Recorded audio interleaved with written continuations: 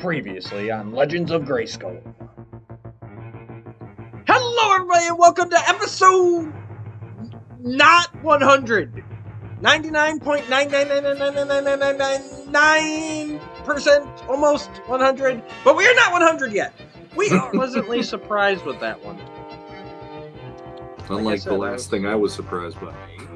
Here's the best part. Never in buying online have I ever had this happen to me, so I'm just kind of like dumbfounded with the whole situation. Mattel has just released this massive poster showing all of its offerings throughout the end of the year. And Mattel basically said, hold my beer. And now the thrilling conclusion of Legends of Grayskull.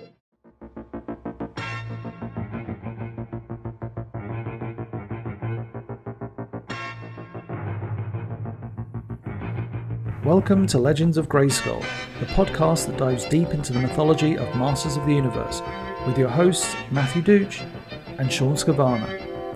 News, reviews, remasterings, and more are just ahead on Legends of Grayskull.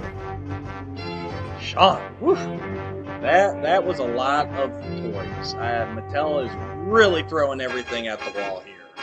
Absolutely. God, I almost don't feel like talking about toys ever again. I think you're crazy, because I think there's always room for more toys. You're right. But you know what? Let's take a little break from Mattel. Let's take a little break from Masters. If all of our Legendati will be okay with it, let's go ahead. Let's jump off-world for a minute and talk some Cosmic Legions. I am inevitable. What? Did you hear that? I There's heard something. There's a transmission coming. Oh, Curtis Ackerin! Oh my God! What are you doing here? I'm everywhere. He is. I'm always here. Well, as long as you're here, you want to talk some Cosmic Legions with us? I would love to. There's nothing I would love more. Now, before we jump into the reveals, let's real quick here, Sean, Curtis. How deep would you say you're in on Cosmics right now? I know there's technically no waves out there. There is a test shots if you guys have them. But yeah, how deep are you planning on going in on these? Sean, go ahead. I'm tiptoeing at the moment because I'm way more mythic with fantasy-based stuff than sci-fi, but I definitely appreciate a lot of the new designs they're coming out with for this, and there's one in particular that came out in this wave we were going to talk about that I am head over heels for. So, Gotcha. Yeah. Do you have any of the previous waves pre-ordered? Not yet. I will be going through probably third-party people, sellers and stuff to get the ones that I want, because there are ones I want in the previous waves as well. Horsehead Toys and Collectibles. Great pricing, fast shipping, no sales tax, and there's a rewards program as well. And they don't even sponsor us. Exactly. And that logo is quite snazzy, if I do say so myself. That logo is amazing. I wish I could get that guy to do a Legends of Grayskull logo. That would be awesome. He's a jerk. Wouldn't He's a it? jerk. He is. But we love him. I know. Curtis. Cosmics. In, out, in between. I am 100% in. Initially, I kind of felt the same as Sean in that, you know, I've always been more of a sword and sorcery guy than a space guy. But just having the chance to be at the beginning of this line, because I missed out on Mythic Legions for the first few years. Mm-hmm. So having the chance to get in on the ground floor and I was definitely all in, but I wasn't necessarily 100% feeling it at first. But as we've gotten closer, we've started seeing, you know, the finished product and the packaging and test shots and things like that. Like the closer that it's getting, I'm actually becoming more excited about Cosmic than I have for Mythic Legions. So yeah, I'm 100% all in on all of these. Nice. What about test shots? Did you pick any up? I did. I picked up 2. I traded one away. I kept one. Which is the Sentry, the Tusk Sentry. Okay. That's like my favorite figure from that first wave because it's just as a customizer, it offers a lot of options for, like Space Marine type things, but you can pop any other kind of head on there. And I've already been putting a lot of like the Wolf King custom heads on there to see, what would look good. And almost everything looks good on that body. So it's just a perfect base for customs, in my opinion. And I'm excited because I got a 12 pack of those. So it's going to give me plenty of options. So just out of curiosity, because I haven't seen a straight answer on this, how compatible are Cosmic with Mythics? I mean, as far as like the parts, like the arms, the legs, things like that, all of that's the same. Is it? Okay. Because some people were saying, I think it was the feet that they said were like a different joint or something, or a different size joint? No, I had a female figure and then I had the Sentry. So I've have two different body types and I took them 100% apart. I'm talking about like the ankle joints, I did a fully exploded view so that we could look at, because obviously I work with Wolf King Customs and we wanted to look at, what parts that we can create, any differences, that kind of thing.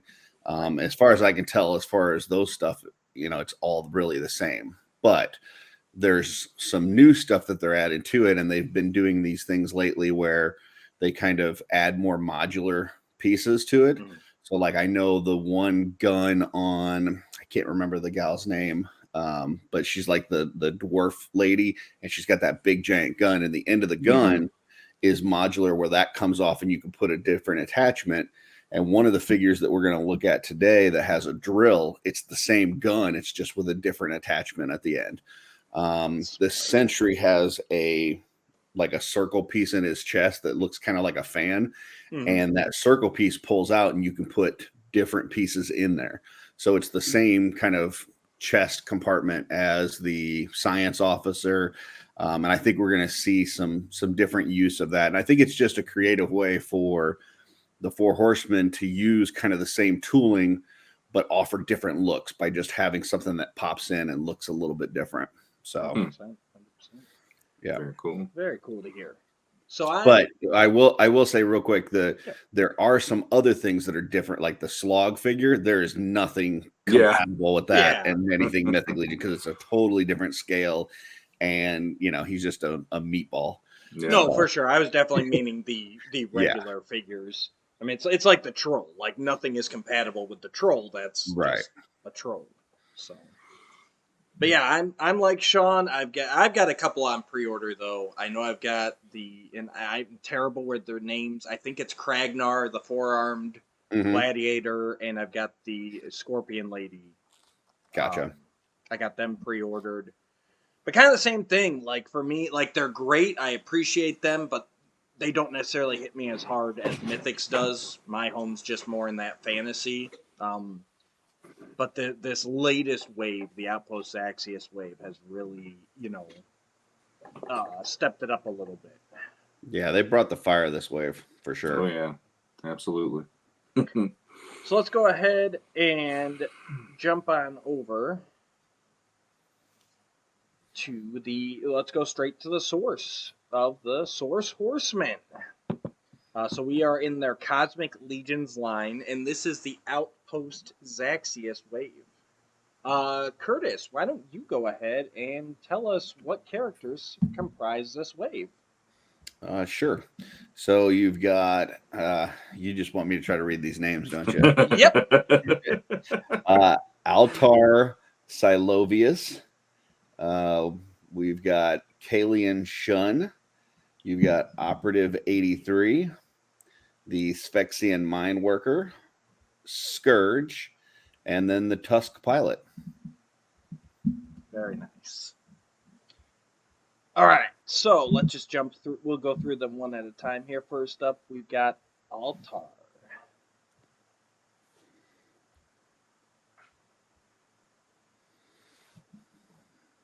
I don't know, do we want to read all that? That's a lot of reading. The Greyborn's ability to access a transcend... Oh, my God. I feel like Travis this morning. Let me start over. The Greyborn's ability to access a transcendental state known as the Grey has granted them considerable power, as well as a measure of celebrity in Cosmerium. The Maze the meshed assemblage of zonal enlightenment, is recognized system-wide as a source of information, and those who wield that information help shape the opinions of the populace. Yet, despite this power and influence, there are those among the Greyborn who believe that the maze is being used improperly, and they long for a return to the ways of old. Altar Silovius is a Greyborn traditionalist, one of a growing number of this race who have begun to argue for a return to the days before the maze and their association with official government bodies. A belief that information should be shared freely and without dilution or added interpretation of the facts is what Altar and the traditionalists have argued. It is a stance which has brought them to the attention of many in Cosmerium, including some who agree with what they preach, and others who wish to see these sermons and those who speak them silenced.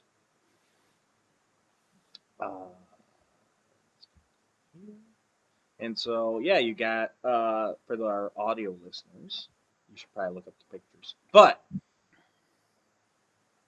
we've got the gray, and this isn't the first Greyborn we've seen, is it? No, this is the second one. Okay. But it uses kind of similar parts. It's got some lankier arms and legs so that it stands a little bit taller than I think a normal figure. The difference with this one as opposed to the first one we got is we do have the bare forearms that a lot of people are excited about, especially customizers. Because the first one had armored forearms, so to see those bare forearms is really cool. And then he's got, two soft goods there. Looks like, well, actually three. There's an underskirt that's like a light blue. Then you've got the like brownish kind of toga looking piece, and then a cloak that's, I guess that's more of like a dark blue. And then great. It looks great to me. Yeah, and he's got, the staff there, which is the one that was used with the Father Christmas. And then I didn't even notice that. Yeah. Good then they did the really nice job with the head that they painted there. And I think that's something throughout this wave that we'll see is that they really ramped up the paint on these as far as colors and just the different apps that they use. Like it's a very vibrant wave. And there's just a lot of, cool paint jobs on these. Agreed. And this is kind of your traditional alien looking guy. What a lot of people think of. I did not catch that was the Father Christmas staff. That's a cool reuse. And I like the fact that this one is doing the unarmored, like you said, the unarmored forearms, which just have not seen before. It's a very cool looking guy, and I really don't think that their anatomy is that much different. Like I could see people taking this over to Cosmic with a repaint, or Mythics with a repaint, and making that like just a villager, or even just using that for an unarmored look. Mm-hmm. Yeah, I think the thing that Mythic, that Four Horsemen in general do well is maximizing their tooling to reuse parts, but in a way that they paint them and use them to where you don't even realize it's the same part from something else. And that's a way that they can keep costs down on these figures so that, year after year, when you look at the price of these figures, even with, the economy that we're in and inflation and everything else, you see all these other toy lines that you see in retailers going up in price, but Mythic is really staying the same. And that's because the Four Horsemen do just such a good job of creatively using those parts that they've already tooled. So, just really great job on this one. For sure. John, you getting in on this one? This one, I'm up in the air about because, like I said, there's one in particular I absolutely have to have. And the other ones, there's one other one that I really like, and it isn't this one, but I really do like this look for the alien because he's got this like shaman vibe about him, and it like if you just pop a different head on it, it could almost seamlessly be in Mythics without a problem because of all the soft goods on it. And I really dig the way that they use the soft goods on this because typically in Mythics, when we see it, it's more like, okay, here the loin piece will be cloth, or there's a cape, and here you actually have like a toga piece to the figure, which that hasn't been done, at least that I could think of off the top of my head right now before. So I really dig the use of that more and more, and making it more interesting, because the modular aspect is there still for anybody who wants to customize, but then that piece is still available if you want to make it like one of the Mercurians wears it or something, if you want to customize one of them or whatever in Mythics. So yeah, there's a lot of really cool potential with this, and I agree with Curtis about the colors too. I mean, right off the bat, this is a very colorful character, and it's like it doesn't let up from here out, which is really cool. Yeah, I can't decide on that cloak. It looked gray at first, but now that I'm seeing the Trevor Williams picture, it looks blue. So I don't. No, let's not go there. Yeah, let's not do that. I do like. I don't know what the audience is seeing there, but there's the one shot in there that's the close up of the head without the hood on. I'll bring it back up again. And just that. Yeah, that paint job that they did on the head there is just fantastic. Yep. I like the glossy black eye, and then just the different colors mixed in on the top of that head is really cool. Yeah. Yeah, and like we were saying too, it's like, especially like Sean said, you get a different head, different hands, different feet for Mythics, and you don't even have to change anything else besides color matching. But like you've got a human shaman, you could have an elf shaman. Like, it'd be so easy to just pop and swap there with what they've done. And of course, you've got to think that the Horsemen themselves are going to, do some branch out with some stuff with this. Like, I wouldn't be surprised to see those bare forearms, make their way into Mythic. And real quick about soft goods, Sean, you bring up a good point. I grew up hating soft goods.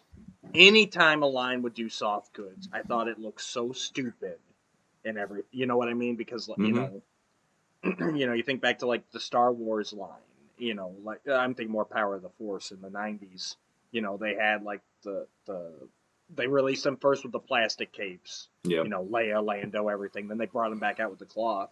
And I thought it just looked so stupid. It looked like I went to my mom's sewing stuff, cut out a piece of fabric, and stuck it on the back. Yeah. So I have always grown, I know when classics came out, there was the big debate, when characters like Hero and Randor and stuff came out, like, why are we doing plastic capes? Let's do cloth. And I was always the guy saying, no, plastic. Cloth is just going to look stupid. It just, but now, like, these soft goods are not what I think of as or what I used to think of as soft goods. Like, these are such a step up. They look amazing. They look like they were made for them, and it's just fantastic work. I believe it's still C. Jism, right? That's who's C. Jessam, yeah. Jessam, who's doing all this. So, amazing work by him, and way to really amp it up. And that's just another step that helps kind of differentiate as they keep reusing these parts. Now they're bringing in soft goods, and it really sets these figures apart from stuff that's come before. Yeah, I mean, I've never been one that likes a figure completely covered in soft goods. I like a little bit of accent here and there, a cape, that kind of thing, a robe, because I don't want, like, I appreciate the art of the figure itself, the sculpts. I a lot of times I'll just sit there and stare at a figure and just look at how it was sculpted and just admire the artwork that went into that. And I don't want it covered up, by a bunch of cloth. This one is probably a little bit more than what I would normally want for soft goods in terms of coverage, but it looks good. It creates a good overall look. So I'm happy with this one. But yeah, it's kind of pushing the limits on, how much soft goods I would want on a figure, but it looks amazing. Absolutely. All right, now let's jump over to Kalian Shun. Curtis, why don't you go ahead and read us that bio? All right. A bodyguard employed by the Axer 3 company, Kaylee and Shun's job is to make sure that her fellow crew members and the cargo that they are carrying arrive safely at their destination, and all agreed upon payments are made upon delivery. This position keeps her constantly busy and on the move, a situation that suits someone trying to escape their past. Kaylee never talks about where she came from, including where she learned the combat skills that she has become known for, or where she acquired the unusual armor that she wears on parts of her body. Only the captain of the ship she flies upon knows that she was once a member of the Aperian Column, the elite bodyguards of the Ferrex Empire. Dismissed from the ranks of the Hyperion for questioning direct order from her commanders, Kalian immediately decided to leave Zatrados. She changed her name and appearance and took work that would utilize her skills, but which would take her far away from what her gut told her was danger posed by very institution that she had once swore to defend. So. And you can read more about her in the Bodyguard's Tale. Yeah, that was something with this wave. They did a whole series of kind of blog entries that, you know, followed these characters and kind of told a little bit more about them. So if you're interested in that, that is all on Source Horsemen. But it really kind of really furthers develops these characters. So Absolutely. So this is Kaylin. She is a Zubanoid. She comes with 3 blasters, a rifle, a pistol, and a wrist, and 2 sets of hands, a belt, and a wired soft goods cloak, along with a helmeted and unhelmeted head. This one, I get a very Cobra Commander, Cobra Infantry vibe. The reds and the blues, I guess, are really with that helmeted head. But it's fun. It's a great use of colors. She's got that soft goods cloak and everything. What do you guys think about her? When I saw that helmet at first, I got the vibe from like the old Mask figures. I can see that too. Yep. Yeah, where, you know, you'd have these. I mean, the old Mask figures, they weren't great. They were like, what, 5 points of articulation, and you know, G.I. Joes. Basically a little bit, you know, smaller though. Yeah, they were like 1 inch high. Yeah, but then they had those really cool helmets that you would pop on, and that's the vibe that I got from this. But then also she looks like a bounty hunter. She looks like a cross between something from Mask and like a Mandalorian or something. So I like the one arm is armored, the other arm is bare. You've got that. There's like a missile that pops into her wrist, so it's kind of like a, you know, almost like a bounty hunter or like a Mandalorian, like it would shoot a rocket off of their wrist gauntlet. And then that you've got that cool thing going across the chest that connects to the pauldron, and it's just a really cool overall look, and I think she looks pretty badass. And you know, a lot of people didn't realize like that arm, the armored arm, it's basically the same as a goblin arm. Like it's the exact same arm, but just the way that they incorporated it here, it doesn't look like a mythic part on a cosmic. It looks like it's part of the cosmic piece, you know? Yeah. So, Sean? Yeah. I agree that she does have that Mask vibe. The other thing I was going to say is she kind of reminds me of when Leia dresses up as Bosch. Is it Bosch in Return of the Jedi? And I always dig these characters where they look like they just pick stuff up and grab it off of, after they had a fight with somebody, they pick up a piece of the armor and they use it as their own now, kind of like Atlas in Mythics. And she's the other one that I've got my eye on in this wave. And the thing about the thing about Cosmics that keeps blowing my mind is it's the opposite for me of Mythics, because Mythics, I'm not into the women figures very much. It's not sexist. It's just those figures just don't pop for me the way that that the characters I like the skeletons or the demons or the barbarians do. And in Cosmics, most of the figures that I absolutely want are the female characters, which blew my mind with this, how tipsy turvy, timey wimey, or whatever you want to call it, this this whole line is getting for me. Because in the first wave, both of the women I wanted a lot. The one that Curtis brought up earlier too, the heavy artillery character, and pretty much every wave there's a woman character, and she's that one where it's like, okay, she's right there on the bubble of, am I going to get her or not? And she's probably going to be a yes. I like it. I like her story. I like her look. It looks amazing. And I do love like I said, it definitely gives me like a Crowbar, a Mask vibe. But like, I love the bright colors. Like they're fun to me. Anything that'll pop on the shelf, especially, I think with sci-fi, especially, there's always kind of that instinct to go, all dark, steel, gray, black, So seeing characters like this that can still look serious, but also like really pop and vibrant on the shelf, is a lot of fun. Now, which head would you guys display her with?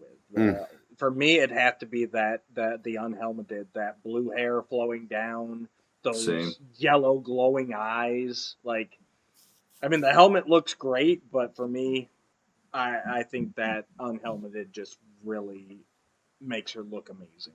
Mm-hmm. The unhelmeted is really cool. The hair, the face paint, or I don't know if that's face paint or if it's just how her race looks, where it's got like those yellow spots all over and stuff. Amazing paint job. I assume it's how her race looks, but yes, definitely the paint job on the face. Yeah. But it's an absolutely gorgeous head. For me, I've got to have the mask in some form or fashion. So either the helmet is on, or with her like holding the helmet, and then the unhelmeted head on. But one way or another, I got to have that helmet on display, because it's too cool not to have there somehow. So, or you just buy two. There you go. All right, next. Oh, sorry. Go ahead, Sean. I was just gonna say, with what Curtis is saying, I'd almost like the idea that she was found out, so if I displayed her, I'd want her to look like she's about to shoot somebody. Her helmet's on the ground, and it's the whole, she's been discovered, so she's like attacking everybody to get out of the situation. Yeah, rip the mask off. Yeah, it's got that dramatic thing going on. So. I like it. All right, next up we have Operative 83. Sean, I have a feeling that this is the one that you've been alluding to. So I'm going to let you read this bio. All right. Something of a mystery, even among other members of the Breeders' Guild, Operative 83 uses advanced illusion technology to alter his appearance, voice, and mannerisms. This technology allows him to infiltrate even the most secure locations in his efforts to gather intelligence for the Breeders' Guild. Operative 83's most recent mission brought him to an undisclosed Tusk facility. Donning a suit of Tusk armor, he was able to uncover startling secrets that the organization had been keeping hidden. As he was leaving the complex, Operative 83's presence was detected, and an alert was put out for his capture and immediate return to the facility. This spy now finds himself on the run, armed with a secret that will either lead to his destruction or a hefty payday for his employers. So, he is an unknown race. He is part of the Breeders' Guild. And he comes with a pistol and 2 sets of hands. And he has 3 heads total. A human, a monster, and a robot. Mm-hmm. And he is the first of 2 PowerCon debut figures that we get in this wave. Yeah. Yep. He's Manny Faces, ladies. Yep. He is the Manny Faces tribute figure, which I know privately, maybe it was all of us, but I know at least me and Sean talked, like we had kind of thrown out the idea that there could be a Masters tribute coming in Cosmic. I didn't expect them to do both in Cosmic, and I didn't have any speculation on who it would be. but it really caught me by surprise, and I think it's a very well done figure. The bright, vibrant colors, and like he's that perfect homage where it's like you look at him and there's no doubt in your mind that this is supposed to be an homage to Manny Faces. On top of that, he's got a cool story.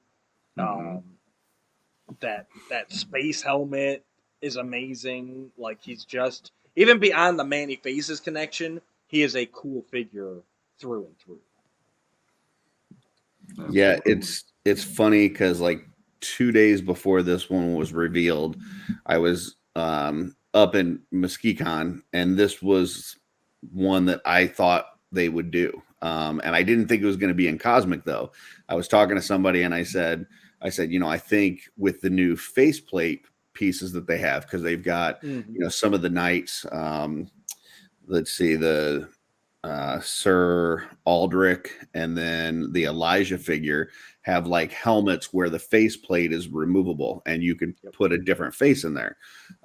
So I assumed that they were going to do something with that. Like they were going to have one helmet with a monster, a human, and a robot, faceplate that would go in there. And I assumed that it was going to be more of a mythic thing. And so then when this came out like 2 days later and it's 3 completely separate heads, not even using that faceplate technology, I'm like, man, this is just super cool. And I can't, the way that they painted that figure up, it looks like that body was built to be Manny Faces. Right. And this is basically that Century build that I was talking about earlier. And I've got the test shot of this. I got 12 of these on order, but never once did I look at that and go, man, that would be a great body for Manny Faces. But then when you see it painted up, it's like, holy crap. Like it looks like it was made for it. Exactly. Yeah. It's just, to me, this is the best tribute that they've done. I just love this figure. I think it's amazing. But now I know you said they didn't use the faceplate technology. Nope. But those heads have the faceplate, right? Like yes. The monster and the human one. Those are the heads that have the faceplate technology. They just didn't use it for the feature. The human one is not a faceplate. That's one of the face inserts like they do for like the hoods and that kind of thing. Gotcha. The one that I was talking about for the knights in the Necronominous wave is just like it's a complete head and then just the face pops out. The whole head kind of pops into that hood. Gotcha. Now the monster one, you may be correct. That monster one may be a faceplate. It looks like it probably is. Right, that's what I was thinking. And that's what I found interesting, that they used it, but they didn't. Same thing. I figured if anything, that would be more of a Zartan type thing where you're taking the faces out. But either that or it's a my understanding from hearing a couple of people from the studio, including Jeremy Gerard. Name drop. Look at that. Is that got connection. That head for the monster is one that they already had sculpted, because they typically don't sculpt things just for these debut figures. They never we haven't seen it yet. So I don't know as far as the construction of it. That may be one solid head without anything that pops out. Gotcha. But it is one that apparently we're going to see at some point down the road. And I'm honestly not sure if we're going to see it in Cosmic or in Mythics, because looking at that head just by itself, like there's nothing inherently cosmic about it. Like that could easily just be like a vampire army builder or in another new vampire named character. Like so I'll be really curious to see where that pops up. Yeah, because those spikes off to the side. Those are removable. Those are the same ones that came with the Stratos debut figure. So you pop those spikes out and you put in different attachments, whether it's horns or wings or something like that. And this becomes a totally different look. And then obviously if you paint that monster green skin color, you paint that white. Yeah, this is easily a vampire that you can have some sort of vampire knight with. So. And like I said, if that does pop out as a faceplate, I mean, that just opens up limitless to where you could use it. Yeah. Sean, why don't you say a few words? I know you don't particularly care for this character, but go ahead. When I first saw the reveal of this, I think it was last week. Initially, I thought somebody took their test shot and just painted it up to be a Manny Faces, just a custom. And I was like, "Wow, that's really cool. I wish they make that one day." And all of a sudden, I realized it was the Four Horsemen Studios actual post. And then I just I jumped out of my seat, going, "We're getting this! Like, this is insane." Yeah, Manny Faces is one of my top 3 Masters of the Universe favorites of all time.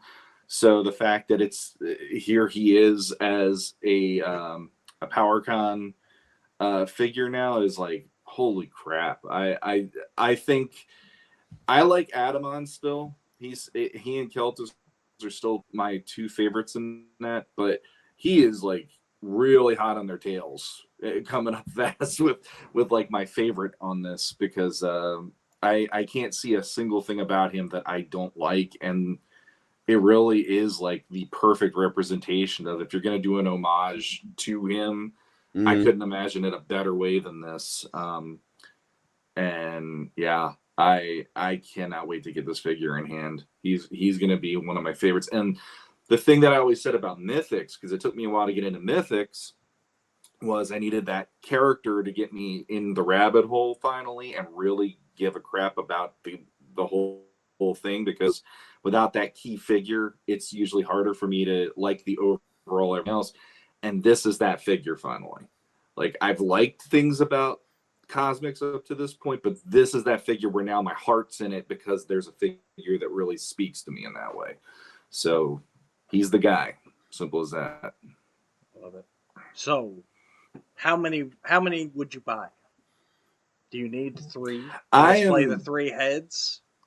I actually might do that, as crazy as it sounds. I really do like the idea I can do all 3 of them then, and they're going to be fun on the shelf for that reason, because each of these heads also deserves to be showcased. It shouldn't just be, here's the human, because I always display them with the human face. I'm really boring like that. But yeah. I love the monster face on this one, and the cosmic helmets are so interesting, like Curtis was saying about the last figure, that I'm just like, no, I want all 3 of them displayed. And that's my first real big, like, I'm jumping using this figure to say I like this now. It's speaking to me. I agree. And how about you? I would just get one, just because I'm a cheap bastard.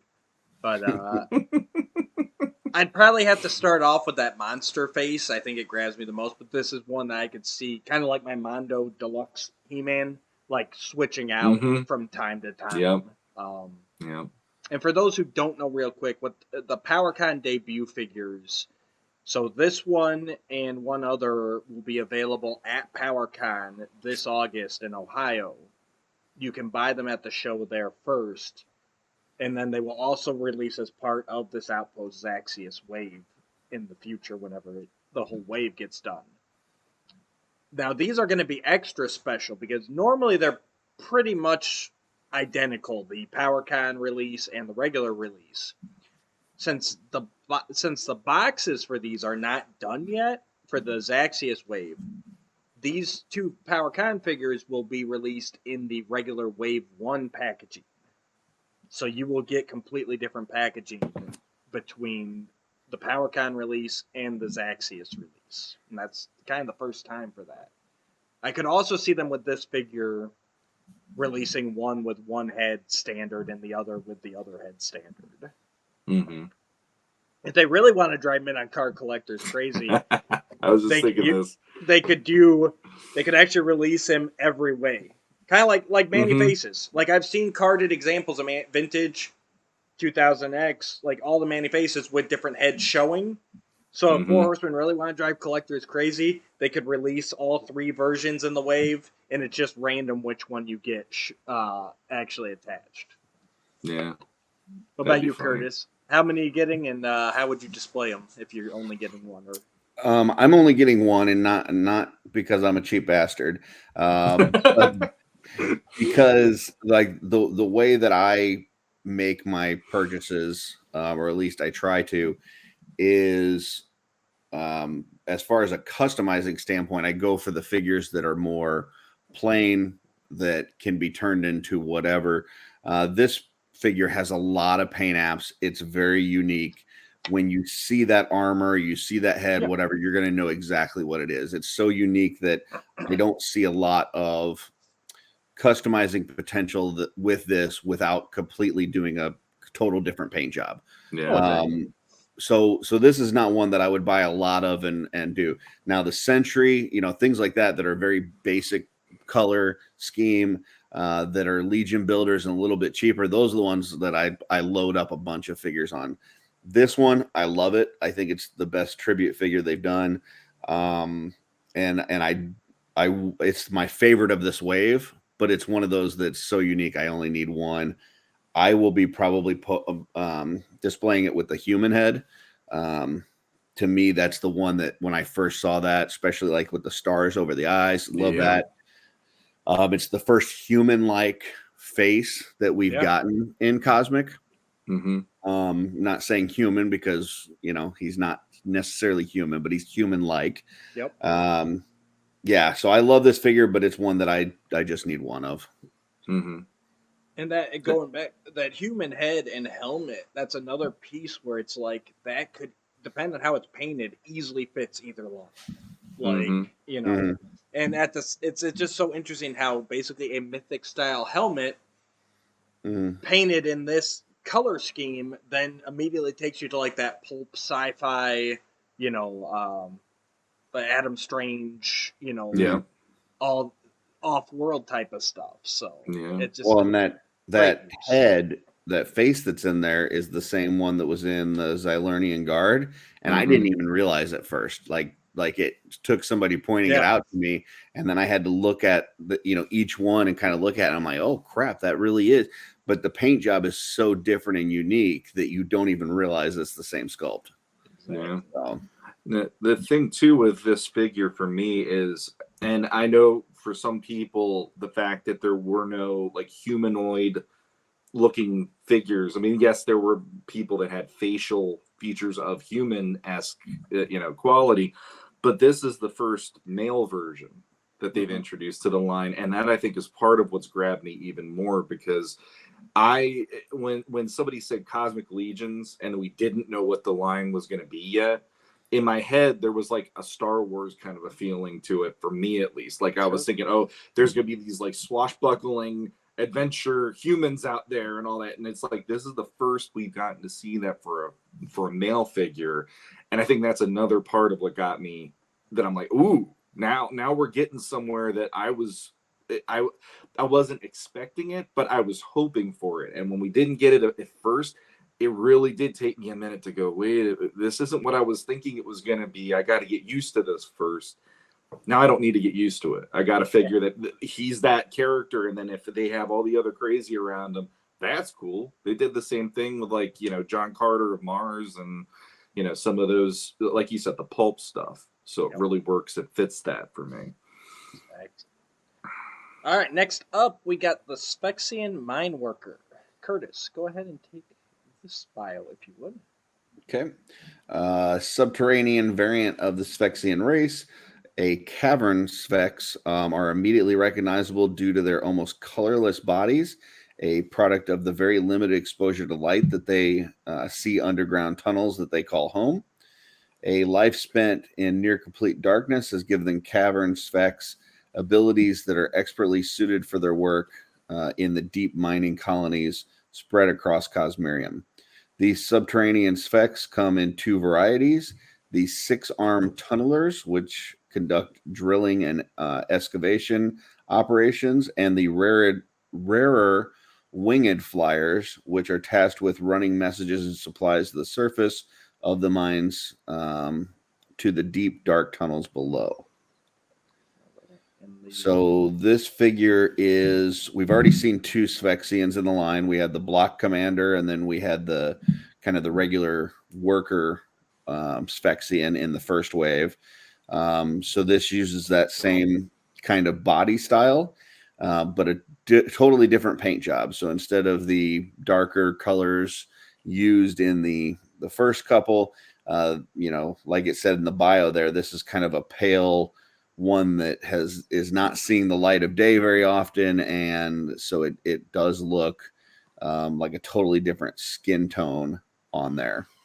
And he comes with a really awesome drill that we kind of talked about earlier. That's really that same gun that we saw in the first wave, with a different attachment on the end to make it look like a drill.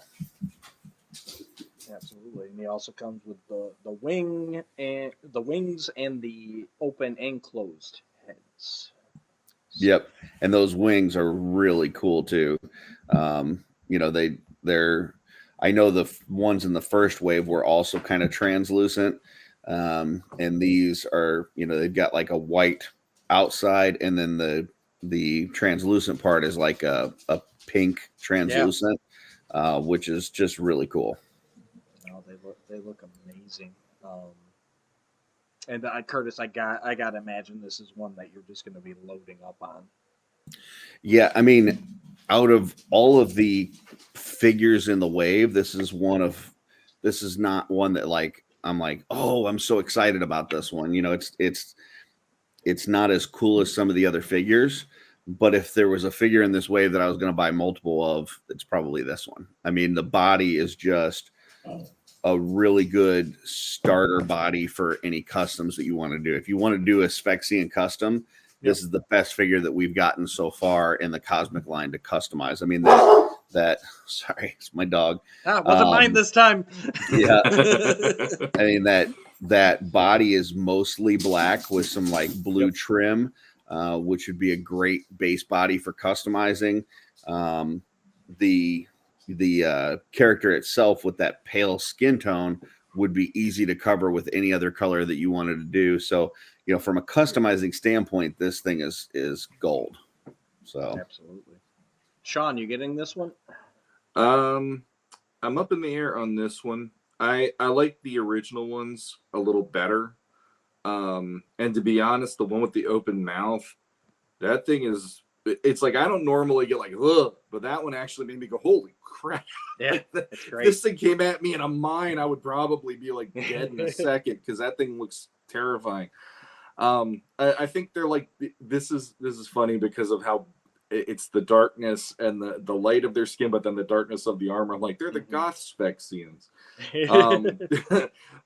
But yeah, I like this one quite a lot too, because the Sphexians in general, other than the female characters, were the ones where I was really getting sucked into it, because it was something so not what we had already seen in any line, both mythic and cosmic, when they first got revealed, that I want to get a few of those.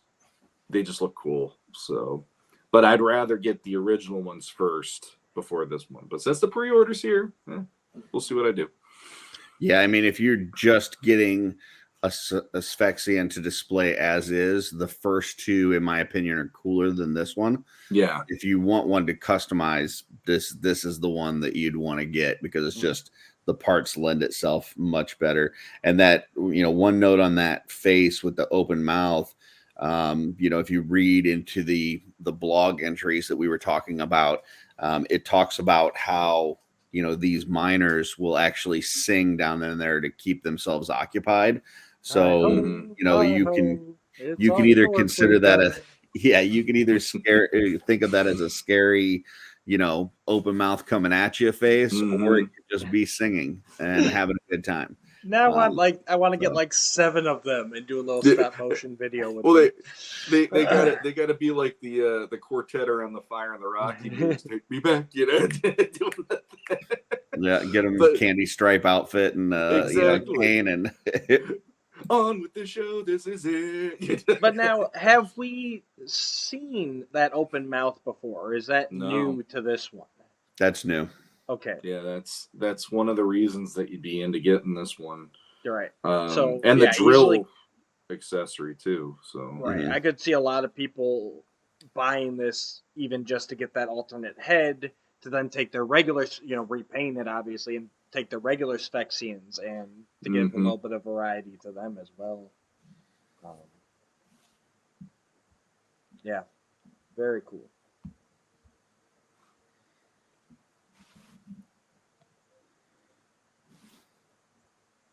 So let's jump. There we go. All right, let's get to Scourge. This is Scourge is a brutish thug whose only marketable skills are his incredible strength and nearly impenetrable scaly hide. This duoderm tracker has made a career out of hunting down fugitives and returning them bruised and battered to those who have placed a price on their heads. Although not a full-time employee of the Traders Union of the Five Circles of Cosmerium, Scourge gets most of his work from that organization. This includes a recent bounty on a Bleeders Guild spy who uncovered something he shouldn't have. Chasing the spy to a nearby transportation outpost, Scourge waits for his quarry to exit the safety of that facility. One swipe of his massive tail and the chase will be over, and he will be on his way to collect his fee for another capture. He comes with a large mace, a trident weapon, and he comes with the dragon head from Arakagor and also Kragnar's head, repainted green. Before Curtis can poo-poo all over this, this is my favorite figure of the wave right here. It is intended to be a Whiplash tribute, and this is the other PowerCon debut figure. I will say I get the Whiplash part of it, but for me, what's great about it, he's a giant green space dragon. Like, that's why I want him in my collection. It's a great repaint, vibrant greens, blues, the copper, a great color scheme, and like I said, that Arakagor head repainted in green just looks amazing to me. And this is one that I will actually take him and display him on my mythic shelf right with Arakagor. So, Sean, I'm going to let you go before Curtis has a chance to put on anything. This one I was like, oh, like, okay, we got a Whiplash tribute, which, for me, I'm not a big Whiplash guy to begin with, but the green dragon part, yeah, I'm cool with the green dragon. And the one thing I really thought was cool with this one is all of the PowerCon debut figures have been the 6-inch figures up until this point. So now I feel like this is opening up what we can do with any other PowerCon debut figures from here on out, because they've never gone this size. So that to me was like, ooh, the possibilities, what could we do? Like maybe getting a 2-bad one day or something like that, and even so that Beastman could be fun if they made him a bigger absolutely character. So that this opened a door that I didn't realize I needed opened, and I want to step through it to see what else is going to be on the other side now that he's here. So but this one didn't wow me. It just had me going, cool, green dragon. It fit more into mythics to me than cosmic, even with the adaptations that they've done to make it more cosmic. But I don't have a huge problem with it in that way. It's just like, okay, they're just reusing the parts. So, and on that note, Curtis. All right. What are your thoughts? Let me just preface this by saying that I am the Four Horsemen cuck. I love everything that they put out. I buy everything that they put out. I have been, I'm a super fan. Okay. The first picture that they're using there, where it's basically the entire Arakagor figure just repainted, I don't like it at all. I think that, my problem with it is that you've got in that first picture, you've got the same head, arms, hands, legs, feet, tail as Arakagor. It's basically Arakagor, which is a Mythic Legion figure in a totally separate line. That's a totally separate race. And now you're putting something in Cosmic Legions, which is a different line, different race, different world, and they look absolutely identical. Now there's some different parts of the armor and weapons and this and that, but the figure itself, the character, looks the exact same. And I think, there's with these tribute figures, they've always done a reuse of parts, so that's nothing new. But there's usually a different configuration to the parts. It's not usually the exact same as this different figure. Like maybe it would have an armored arm, or maybe you put in some boots on there instead of the bare feet, or whatever it is. As a Whiplash tribute, it looks okay, but when we just bought a Rakagor, we don't even have it in hand yet. It's still out there on pre-order, and now you're giving me the exact same thing in a different color for a different world. That I don't like at all. Now, what I will say is, if you then go down on Source Horsemen, you go down to the last figure picture that they've got on there before you get into the background shots and stuff, where these got the different head on there. Yeah, that I love. That does not look like a Rakagor. It does not look like it's part of Mythic Legions. It doesn't look like it's a complete reuse of parts, just repainted. It looks like a cosmic figure, in my opinion. Sure. That is the main picture I think they should have used. That is the head. That is the picture that I would have presented as the main look for it.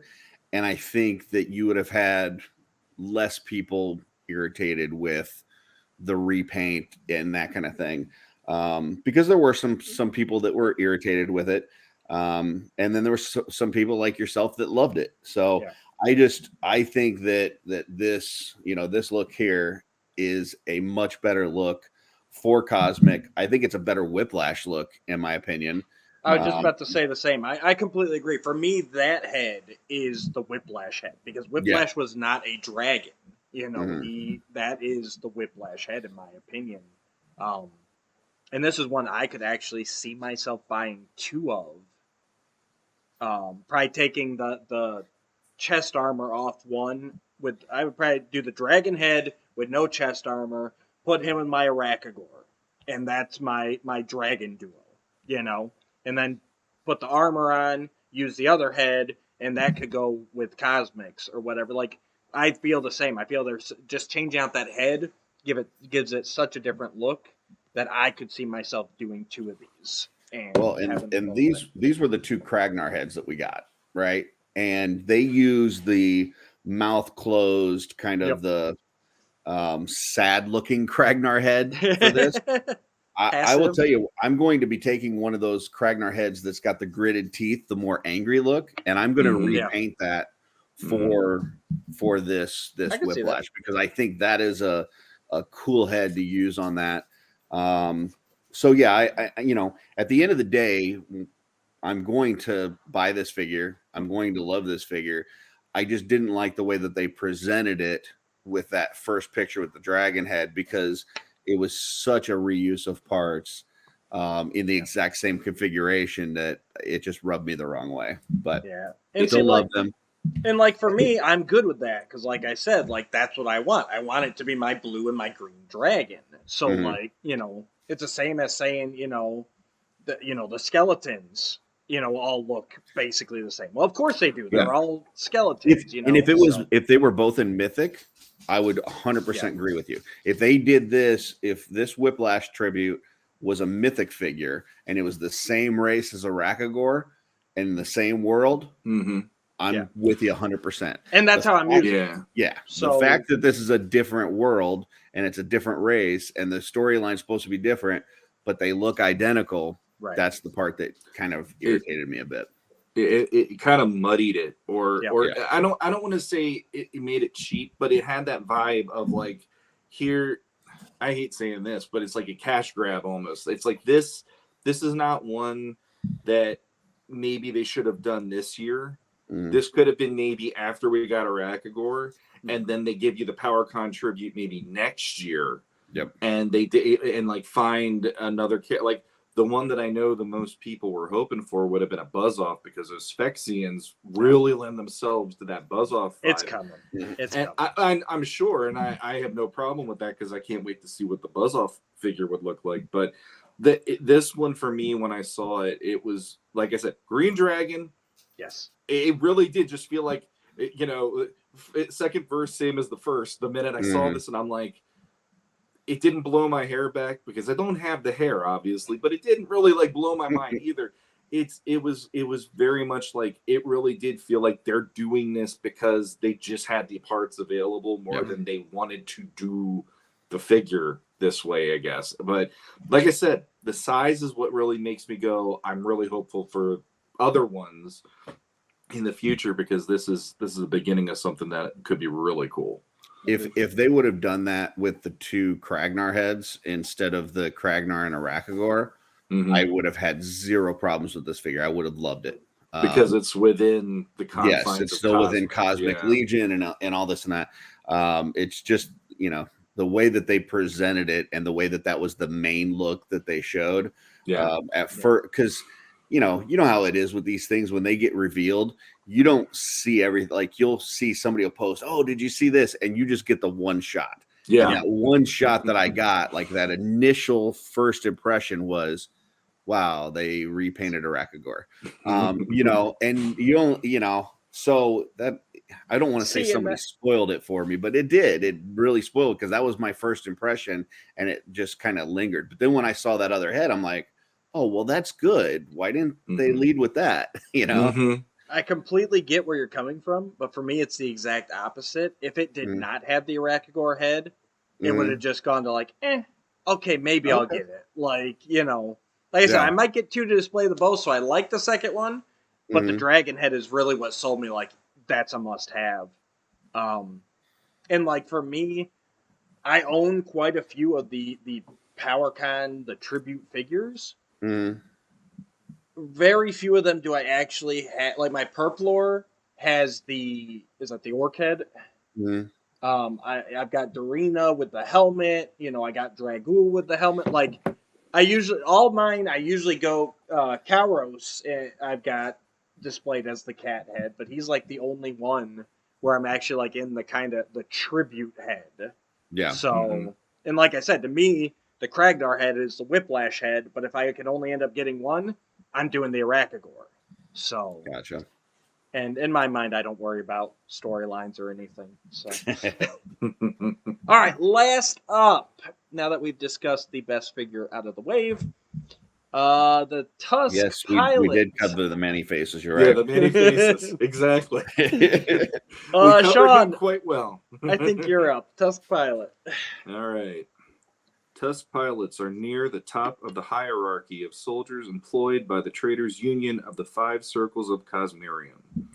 This level of recognition tends to foster arrogance amidst the ranks of these pilots, yet their sense of self-importance is well-deserved given the skill and dedication required to climb to this lofty rank within the organization.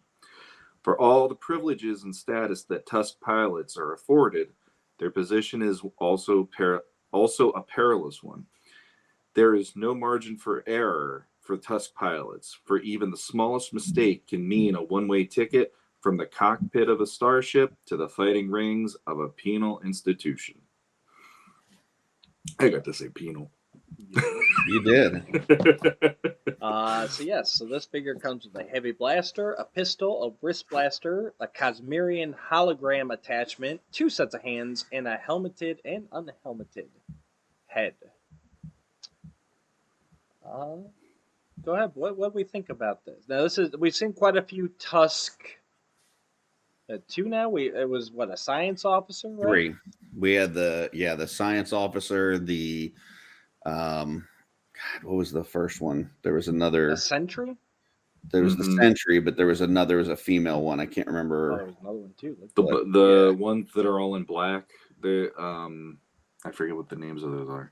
So we've had quite a few Tusks. The engineer. We had the engineer, science officer, and sentry, and now we're getting the pilot. So we're just at too many Tusks? No, I like the Tusk. I like that they kind of have a stormtrooper Legion builder kind of vibe to them. you've got your Hoth stormtroopers, and you got your ones that are on the Death Star, and you got your biker stormtroop. I that's what I feel about with these. And this one was the first reveal that they did, and the paint job on it is just stellar. That metallic red is so cool. It's like, like a brand new sports car, man. This thing is just hot. I love the overall look when it's armored. And then you've got, that head that they painted that's just an amazing blue that contrasts against that red. And if you look at the one shot where it's got the unhelmeted head, and then it's got like that chest piece kind of removed, and you've only got the basic chest underneath. I was just about to bring that up. I just now realized that hump part was removable. Yeah. And like, if that doesn't scream Iron Man, like that has got Iron Man tribute written all over it, man. It's just it. Yeah. So I love the armor. I love the blue head. This is one that I think I would have to get a couple of, just because it's a generic character that I can, have multiple on my shelf and, have it look okay. For sure. So yeah, I'm all in on this character for sure. Sean? I think this one for me is like, I'm not a customizer like Curtis in any way, shape, or form. I just do the pop and swaps. So for me, this guy is the easiest one for me to go. I probably would pass on this one if I don't do an all-in. Because for me, at least, the other ones have a little more personality. This guy just feels like a stormtrooper, like kind of what Curtis is saying. And for me, the stormtroopers were like, if I had one, I was usually okay. I wasn't an army builder as a kid compared to now. And this guy, the original ones that they had out are more interesting to me visually than this guy for some reason. So I think I do agree that, the armor, I like the black and red. That's always been a color scheme. That's a really fun color scheme. But I don't know. It's like, for me, a black and red on somebody who looks like they're going to be like a hot shot versus that face doesn't look hot shot or like, the way that the bio was speaking them up to be. So there is that like, okay, it doesn't mesh for me. But I agree, like the different parts, you could definitely see some good stuff from a customizer that has the vision of what they want to do. But for somebody like me, it's like, it is what it is. Like, I'm even thinking, like, without painting, with just pop and swabs. Yeah. Like, you take those cloth arms and legs, the sculpted cloth, I should say. Yeah. And you remove those and put like some gold Magnus arms and legs with the gold and the red. Yeah. Oh man, this is Iron Man. You pop a head on him and he is ready to go. I agree. I can definitely see a lot of people doing that. Yeah. It's a great looking figure, color scheme wise. So how long are we thinking before we get an actual starship? Oh, it's gonna be a while. You think so? I don't think there's anything in the works right now, just based on the things that I'm hearing. I forget Curtis has all the inside info. No, this is no inside information. This is just from all the millions of shows that I watch, including Jeremy's, that, they say, like, that's not even on their radar right now. I think it's got to be a little bit. I mean, and I'm not talking like a big Millennium Falcon type thing, but like just a little single fighter for like these guys. Like, you don't, you know what I mean? You don't release pilots without at least thinking about getting them something to pilot. And that was the speculation, but he said on his Wednesday show, like, this is just a character, like, don't read into this. There's nothing, and maybe it's in the, 5-year plan or 6-year plan. Well, that's what I mean. I mean, it's got to be in the plan somewhere. Yeah. Yeah. I think this line is actually being helped by the Horsemen more, because the packaging now is going to have, like, you can make it into almost like a diorama to display the figure compared to how the Mythic packaging is. So in that way, it's like they're already helping with that. and I think that's a good start. But this is the very beginning of this line still, even though it was already showcased last year last year. And to me, it's like, I know if there's a starship that comes out before a dragon, I'm sure there's fans that are going to riot because everybody wants that dragon for Mythics. But see, that's what I'm saying. To me, like, if you do a single fighter, a single pilot fighter, to me that's the equivalent to a horse, not necessarily the equivalent to a dragon. You know what I mean? Like, it's a troll maybe. Like, but it's more in that vein than like saying like a Millennium Falcon type multi thing. Like, that's the equivalent to a dragon.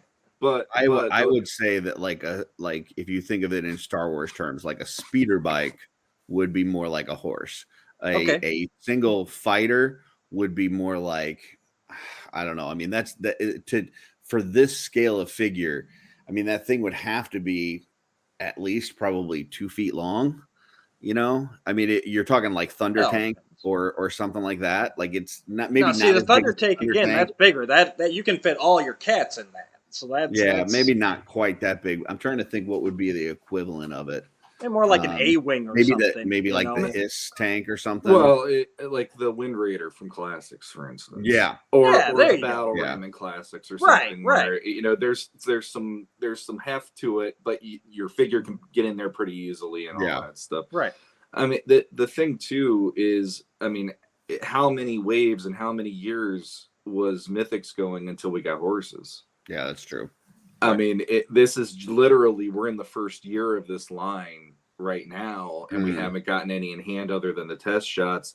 So for me personally, I'm not expecting them to do anything crazy yet, but in the future, like say 4 or 5 years from now, like the 5-year plan, like he was saying, I could see that being like a possibility, but I feel like there's enough on the horizon with Mythics that fans have been like, no, this is our time. And they were talking about like, is it this year or next year is the year of the dragon? Next year. Next year is the year of the dragon in the Chinese calendar. Yeah. If they don't do something in that year with that at least hinted going into the future, I honestly think they're going to be, I don't feel like they're messing up, but that's a great way to go, oh, year of the dragon. Guess what? And so I mean, this wave and this whole line, Cosmics, it's like I'm waiting for it to still build up, because there's still world building that they're trying to do with this line. Because to me, it's like a starship doesn't make as much sense as having the grave ring or whatever, like having something where this is the official grave ring to have the characters in it and you can display them and take your photos or whatever. That's where this first year, I feel like they built that mythology in this way more than worrying about like spaceships or whatever as of right now. I will just say though, I mean, that's a great point about Mythics and how long they took to build up the horses and everything, but Cosmic, I feel, has also gotten a huge jump start because of Mythics. Like, that you can't compare the two timetables. I mean, that first Mythic Kickstarter, like, that was it. I mean, it was a huge wave, but that was it for like a year until they got it out. Here, we've already had 3, we're on our 3rd pre-order for Cosmics within the first year. Yeah. So, I mean, it's an accelerated timetable comparatively. Now, I still don't think like a starship is in this year. I would say 2nd to 3rd year at the latest, in my personal opinion, to get some sort of a ship. You make a good point, because when Mythics was first starting, they had to build up all the tooling for everything. Right. With Cosmic, you see just in this wave that we just looked at, that female figure used an arm from a goblin. It used a torso that we've seen on many of the female knights. The Whiplash used all the parts that we've seen on Arakagor. So they're able to borrow some of those parts from Mythic and bring it over. So it's not completely all new tooling. So that does give them a little bit faster or shorter runway, I guess, where they're kind of taking off a little bit quicker. Well, and even just the capital idea, because literally that first Mythic Kickstarter, if it hadn't met the goal, we wouldn't be here right now. That's true. Like, they could not have launched that line without that money. Now we know Scourge and Operative 83, they're already probably being packaged at this point because they have to be here in August, or they're at least being manufactured. Like, that was unheard of back when Mythic started. There was no way the Horsemen were, Father Christmas, Headless Horseman, Krampus. Those figures were all done, made, and sitting in New Jersey before we even knew about them. Yeah. Like, that would not have been possible at the beginning of Mythic Legions. So, well, gentlemen, it's been fun, but I'm coming up against a hard stop, so I'm Yes, gonna have to we appreciate you. get myself out. We appreciate you coming off world with us, and we'll have to do some more of this Absolutely. soon. Yeah, it was fun. We'll get something Thanks going. for dropping in. All right, Curtis. Thanks a lot, guys. Thanks. Bye. See ya. All right, guys. We'll take a break. We'll be right back. All right, Curtis. Thanks for jumping in. Thank you guys for coming along with us off world. We really appreciate it. That was fun. He really is inevitable. He is inevitable. Who knows where he's going to pop up next? Who was that masked man? And I will say for the Cosmic pre-order, it starts on March 31st and goes through April 30th. And the all-in price will be $235. So not a bad deal at all if you get the all-in individual pricing. All right. Well, that was a marathon episode. Thank you guys who are still tuned in with us. We appreciate it. Check out all those Mattel Masters of the Universe toys. They are available for pre-order now. Big Bad Toy Store, Entertainment Earth, probably lots of other places. And that's it. Just there's too much info there to share because there is a bunch of different releases, different months, everything else. You can find the breakdowns out there. And then, of course, like we said, Cosmic from Store Horsemen, starting Friday the 31st, going through the end of April. Sean, anything to say to our fans before we take off? Look, one way or the other, you're going to have fun between Origins, between Masterverse, and even if you're in the Mythics and Cosmics, look at that. So, I mean, it's a trying time. There's so much good stuff out there that it is difficult to see what works and what doesn't with the wallet. But, if you can afford it, have a blast with it. Enjoy. So, absolutely. Until next time. Yep, guys, thanks for tuning in. Please click the buttons down below. Like, share, subscribe. We really appreciate it. Join the Legendati Facebook group. It's where you get the most up-to-date information about the show and lots of other things people like to share in there about the toys, the comics, everything else. And stay tuned because there will be something special dropping very soon. And you got to be part of the Legendati to hear about it first. So we look forward to that. We want to thank everyone that joined us today. And until next time, go play with your toys. Oh, come on.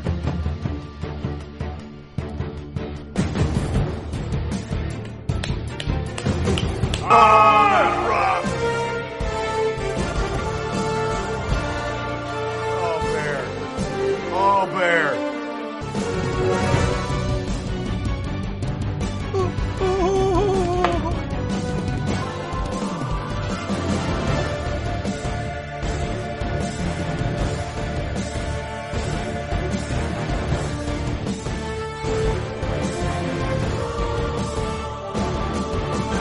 Oh.